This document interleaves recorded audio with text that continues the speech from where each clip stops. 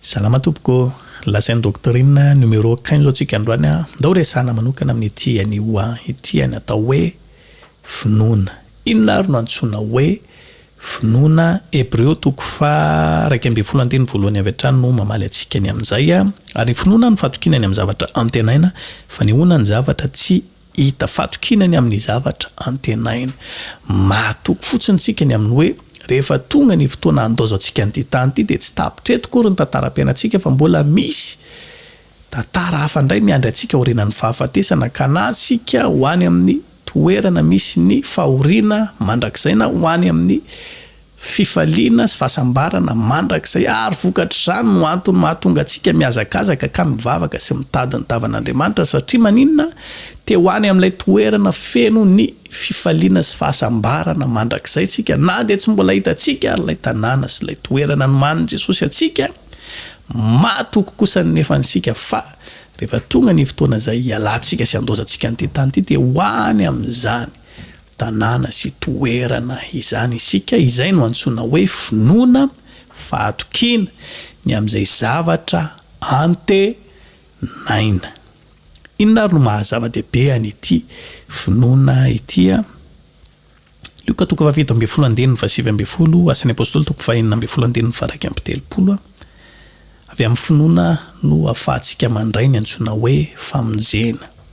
Tsy ho tonga eo amin'ny fiainantsika mihitsy ny famonjena raha tsy mino aloha isika ny amin'izay asa-panavotana lehibe nataon'i Jesosy amintsika teo ambony hazo fijaliana.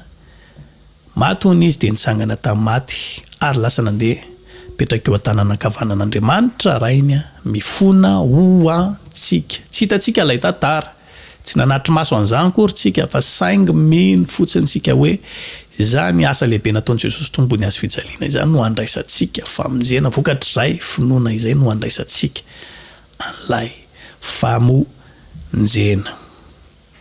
Teboka lehibe voalohany izay, teboka lehibe faharoa, Hébreu 1:17 avy amin'ny finoana no aneketsika izay voasoratra rehetra atao anaty Baiboly.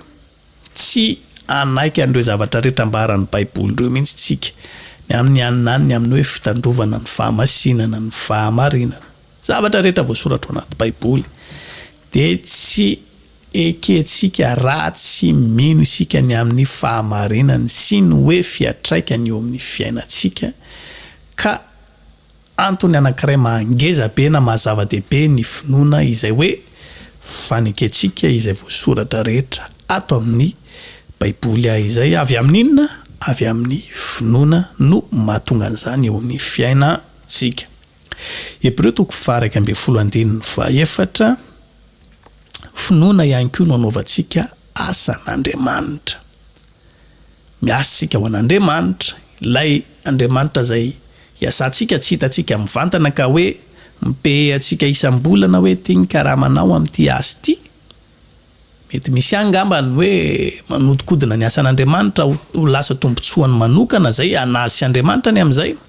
Fa raha amin'ny ankapobeny raha ho anahako manokana ny raisiko a, vola ny laniko eto amin'ity pazy ity, tena vola maro mihitsy a, fotoana ny laniko eto, ary raha tena hoe ampiasaiko anaovako asa hitadavam-bola dia mety efa mba nahita betsaka ihany ahako, saingy tsy amin'izay loatra no antom-pisian'ilay pazy fa fanaovana tsotra ny asan'Andriamanitra fotsiny ihany any ka lany ny fotoana eto na dia very ary ny vola eto raha ranofo dia mety hoe faty antoka, fa saingy kosa raha miresaka ara-panahy dia matoky ahako, mino ahako fa izay zavatra ho ataoko an'Andriamanitra dia tsy hisy ho very maina na dia tahaka ny sila koa aza, vokatr'izay indrindra no anaovako an'ilay asa eto satria maninona ao anatiko tsinona ilay finoana ny amin'izay hoe na dia tsy hitako maso aza ilay Andriamanitra izay anaovako an'ilay asa dia mino fotsiny ahako, fa misy tombotsoa lehibe ho anahako amin'izay fanaovana ny asan'Andriamanitra izay dia ataoko ilay izy. Mino ahako fa azosika angamany izay tiana ho ambara amin'izany rehetrarehetra izany. Hébreu 2:1-5 avy amin'ny finoana ihany koa no iandrasantsika ny fiainana mandraki izay. Be da be ny olona izay tsy mino ny amin'izany hoe fiainana mandrakizay izany, hoe mbola misy ny ny fiainana ao aorianan'ny fahafatesana fa isika very koanany hoe isika matoa mivavaka de mino ny amin'izay fiainana ao aorianan'ny fahafatesana izay.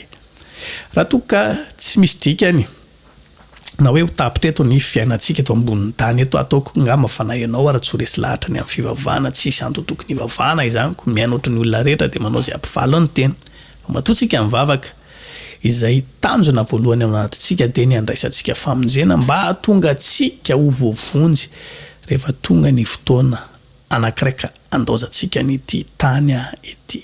Avy amin'inona nefa no antony anaovantsika an'izany rehetrarehetra zany satria mino isika fa misy fiainana ao aorianany fahafatesana ary miandry an'izany fiainana mandrakizay izany indrindra isika.